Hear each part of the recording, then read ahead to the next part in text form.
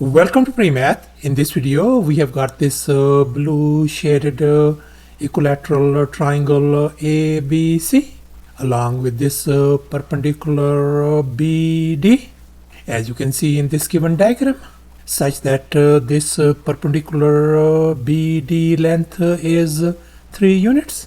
And moreover, bear in mind that this side AB length equal to this side BC, and that is going to be equal to AC as well, since we are dealing with the equilateral triangle. And now our task is to calculate the area of this blue shaded equilateral triangle ABC. Please don't forget to give a thumbs up and subscribe. And please keep in mind that this figure may not be 100% true to the scale. Let's go ahead and get started, and here's our very first step. Let's focus once again on this blue shaded triangle ABC. And we know this is an equilateral triangle. In other words, all these three side lengths are equal in length. If I label this side length x units, then this side length is going to be x, and likewise this is going to be x as well. And now our task is to find the value of x. And now let's recall the crucial factor. The angles in an equilateral triangles are 60 degrees each. So therefore this angle is going to be 60 degrees. This angle is going to be 60 degrees. And likewise this whole angle is going to be 60 degrees as well. And now we are going to focus on this right triangle ABD. And now let's recall this famous trigonometric ratio. Sine of theta is always equal to opposite side divided by the hypotenuse. So therefore for this angle 60 degrees, our opposite side is going to be this side BD length. And this side is going to be our hypotenuse AB. Let's go ahead and fill in the blanks in this identity. So sine of our angle is 60 degrees is going to be equal to our opposite side is 3 units, and then divided by our hypotenuse is x. And now we know that sine of 60 degrees is simply the square root of 3 divided by 2. So therefore I'm going to replace that sine of 60 degrees with square root of 3 divided by 2 over here.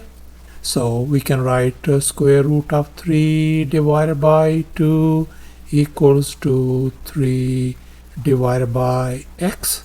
And now we are going to cross multiply.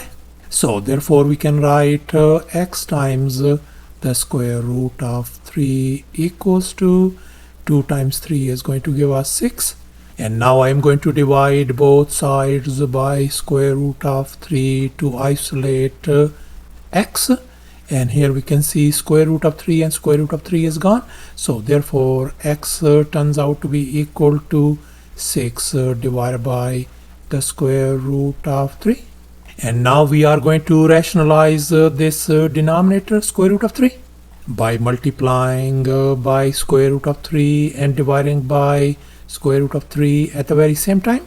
And now we can see square root of 3 times square root of 3 is going to be simply 3. So therefore x value is going to be simply 6 times the square root of 3 divided by 3. And if we reduce this one, our x value is going to be simply 2 times the square root of 3 units.